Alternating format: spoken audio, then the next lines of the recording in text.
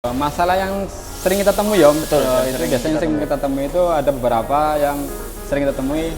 Salah satunya itu kayak display yang berkarat, terus display yang bergelombang atau kemakan gitu. Biasanya kalau ini sampai macet, nanti si kampas rem itu dia kemakan sebelah ya.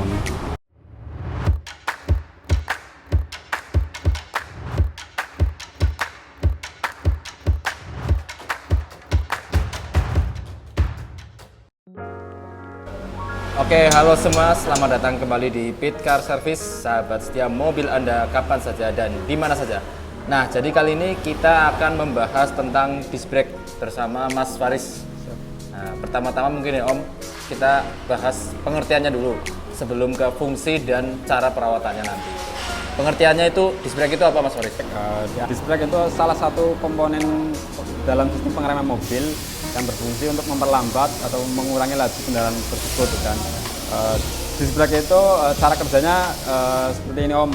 Jadi kita ketika rotor ini berputar saat kita melaju gitu kan. Nah, bagaimana sih kita memperlambatnya? Nah, di sini fungsi disc brake bekerja jadi dia dengan memanfaatkan dorongan dari piston menjepit kedua kampas. Nah, jadi si rotor ini pas kita putar melalui putaran nanti dia terjepit oleh kampas. Nah, dan itu dia akan bekerja untuk memperlambat kecepatan gitu ya. Oke ya. Sekarang kalau komponennya dari disc brake itu apa aja Mas Faris? Ya, komponen dari disc brake itu ada lumayan banyak ya Om. Mungkin kita rinci saja tuh dikit-dikit ya Om. Ini ada sini kalipernya ya Om. Ini Ya, keseluruhan ini Mas. Ini kaliper nih sini. Iya. Jadi dia fungsinya itu buat yang tadi itu membuat menjepit si kampas rem tadi ini. Nah, jadi pada saat dia dapat tekanan hidrolik, nanti si kampas rem ini ketekan. Nah, jadi dia fungsinya itu kaliper itu fungsinya itu. Terus komponen yang kedua itu ada si piston. Piston. Yang ini ya Mas ya? Ya, ini piston nih, piston kaliper. Jadi itu tadi yang saya bilang kalau pas dia dapat tekanan hidrolik dari pedal, dari minyak rem, nah dia nanti mendorong, nah dia yang jepit si kampas rem tadi.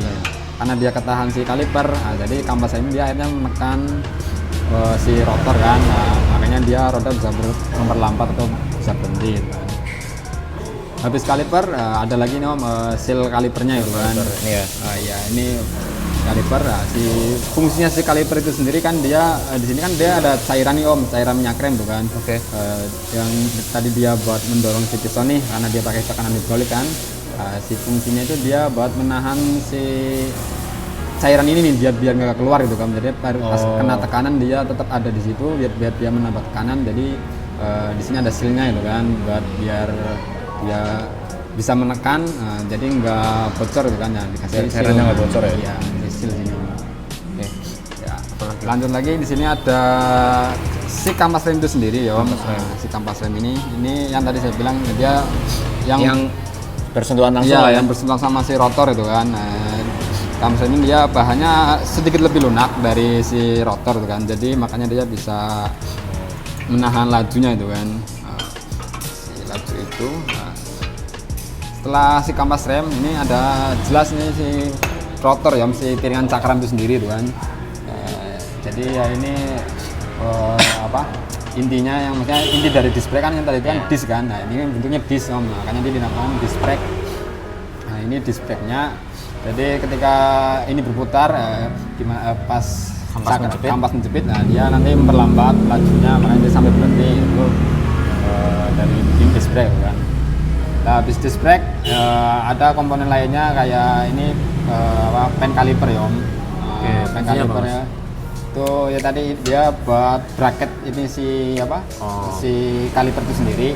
Nah, dia juga di sini ada fungsinya dia bisa maju mundur ya. Maksudnya dalam artian ketika di sini dapat tekanan, jadi biar dia pas posisi ininya tidak dapat tekanan, dia bisa balik posisi semula gitu kan, menyesuaikan gitu kan. Nah sini si piston kaliper kan biasanya kalau ini sampai macet nanti si kampas rem itu dia kemakan sebelah gitu.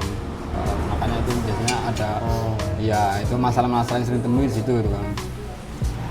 Lanjut dari pen kaliper kita ada di sini selang rem ya Om.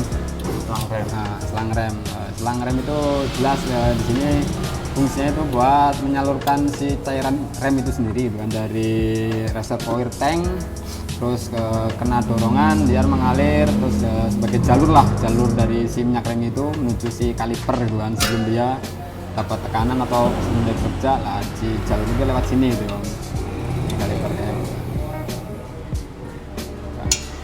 Lanjut, kita ke bagian atas Om. Oke. Om, di sini ada reservoir atau penampungan. Di sini kita bisa ngecek nih minyak rem kan. Buat Om semua ini di mobilnya bisa dicek. Di sini ganti ada atau enggak gitu perlu ya. ganti atau enggak, udah kotor atau enggak, berkurang atau enggak, bisa dicek dari sini nih. Di sini kan bening nih, bisa kelihatan minyak remnya gitu kan. Biasanya dia ada warna merah atau warna bening gitu kan.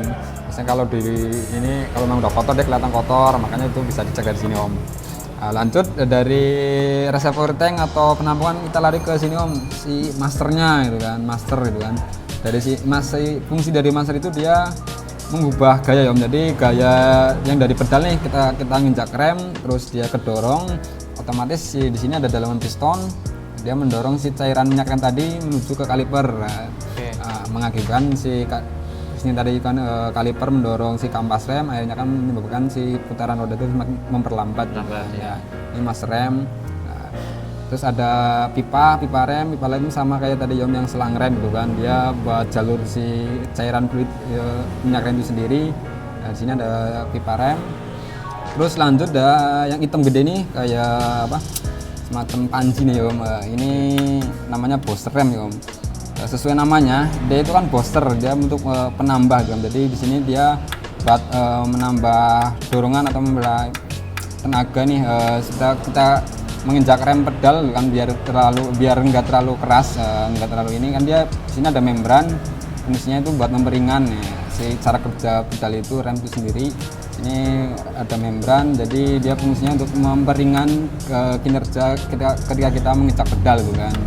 Makanya itu yang ya itu, jadi buat memperingan kerja pedal itu sendiri. Jadi ketika kita injek pedal walaupun gayanya sedikit, itu efeknya yang ke rem gitu kan, dia cengkeramannya lumayan besar gitu ya. Ya biasanya kalau si booster ini rusak atau ada trouble, Remnya dalam. remnya itu keras tuh Mas. Atau istilahnya itu bagel gitu kan. Jadi kayak posisinya itu kita injak kenceng pun dia tetap nahan gitu kan. Biasanya itu karena booster kan dia semacam di dalam ini ada kayak membran. Nah, terus dia juga dibantu sama sini si hawa dari manipul mesin gitu, intake gitu kan. Jadi kenapa dia ini sistem vakum. Jadi ketika kita injak, kalau tanpa ini kan dia otomatis kan ini ruang hampa ya, ruang tertutup ya Om. Nah, jadi kalau udaranya kasarnya mampet tuh kan, otomatis udara bisa keras. Nah, makanya dibantu sama si ini nih vakum dari si mesin itu sendiri kan, dari manipul itu kan. Makanya dia untuk lebih empuk dari ini karena ada booster gitu kan. Nah, itu cara kerja booster demikian Om. Oke. Nah, barusan tadi komponen-komponen yang ada di disc brake Om. Sekarang masalah-masalah seringnya yang ada di disc brake itu apa aja Mas Faris? Oh ya, masalah yang sering kita temui ya Om. Betul, Itu biasanya sering kita temui itu ada beberapa yang sering kita temui. Salah satunya itu kayak disc brake yang berkarat. Oh, berkarat. Terus disc brake yang bergelombang atau kemakan gitu Om. Biasanya itu ada beberapa faktor gitu kan. Kalau disc brake berkarat itu biasanya jarang dipakai gitu kan. Terus Disc brake apa Mas? berkarat bukan, biasanya jarang dipakai. Terus biasanya gitu jarang dipakai atau dia posisi parkir di luar, kering kena air hujan apa gimana gitu kan. Mengendap gitu ya? Mengendap, ada kotoran mengendap, itu biasanya bikin si disc brake itu berkarat tuh kan. Kayak disc brake bergelombang atau disc brake itu agak kemakan tuh kan. Itu biasanya faktornya itu salah satu ya tadi efek dari berkarat itu sendiri, endapan berkarat itu sendiri ketika tidak dibersihkan bukan, nanti lama-lama kalau yang berkarat itu lebih keras ya, maksudnya dalam artian kayak timbul gitu ya? Ya udah lebih keras atau emang dia keras dari si disc brake bukan, dia nanti efeknya akan bikin jalur itu sendiri, jadi jalur dia nggak kemakan sesuai alurnya gitu kan, makanya dia nanti bikin si ruang sendiri sini, itu yang bikin si disc brake itu biasanya bergelombang gitu. Terus biasanya dari piston kaliper yang macet itu bisa kan. Tadi kan saya bilang di sini ada sealnya, biasanya Kalau biasanya seal yang udah memakan usia atau yang jarang dipakai itu kan tentunya pas karena udah berkarat akhirnya dia rembes gimana gitu kan. Nah, itu yang biasanya sering kita temui, kayak pisau kalipernya macet, itu baik lagi biasanya emang karena jarang dipakai atau emang sering kena air hujan atau gimana, dan kurangnya perawatan dan biasanya itu yang bikin si komponen di sini itu yang macet gitu kan. Oke, untuk pencegahan supaya disc brake nggak berkarat gimana Mas Faris? Pencegahan untuk disc brake tidak berkarat ya, ya tentunya itu pasti perawatan ya, misalnya perawatan rutin, terus pengecekan rutin kan. Cuma kalau kita saranin nih, kalaupun mobil jarang dipakai, paling nggak tetap mobil jarang dipakai jauh gitu kan, paling nggak kita tetap harus panasin kan, kita muter-muter nih keluar komplek, keluar perumahan, jadi biar si disc brake itu tidak ada endapan yang keras di sini. Terus kalaupun ada endapan-endapan ringan kan bisa tuh pas mobil itu jalan kita main rem, nanti si endapan itu bisa ya tersapu gitu. Itu kalau endapannya belum lumayan fatal gitu kan. Nah, kalau udah fatal nih gitu kan, biasanya ya ada treatment khusus gitu kan. Nah, kalau misal dia masih layak pakai atau masih tebel, itu bisa dibuput atau di rematching, itu biasanya kalau di bengkel itu namanya. Jadi nanti kita halusin lagi, kita ratakan lagi, itu namanya, itu kalau disc brake itu udah bergelombang kan. Atau kalau Om sendiri punya misal nih jarang dipakai, pengen dibersihin aja, itu ada cairan khusus Om gitu kan, cairan khusus buat brake pad sendiri itu kan. Kalau kita saranin sih jangan pakai cairan-cairan yang lain ya Om, maksudnya kayak cairan-cairan pelumas yang lain kita tidak disarankan gitu kan, karena itu biasanya mengurangi kinerja itu sendiri gitu kan. Takutnya salah cairan nanti malah kampasnya yang rusak juga misalnya gitu kan. Oke, itu tadi sedikit edukasi dari Mas Faris mengenai disc brake, dari pengertian, komponen, fungsi, serta cara penjagaannya supaya tetap awet dan nggak berkarat. Gitu ya Mas Faris ya. Oke. Terima kasih Om. Jangan lupa subscribe, like, komen, share. Boleh tulis di kolom komentar kalau ada request video. Terima kasih Mas Faris. Siap.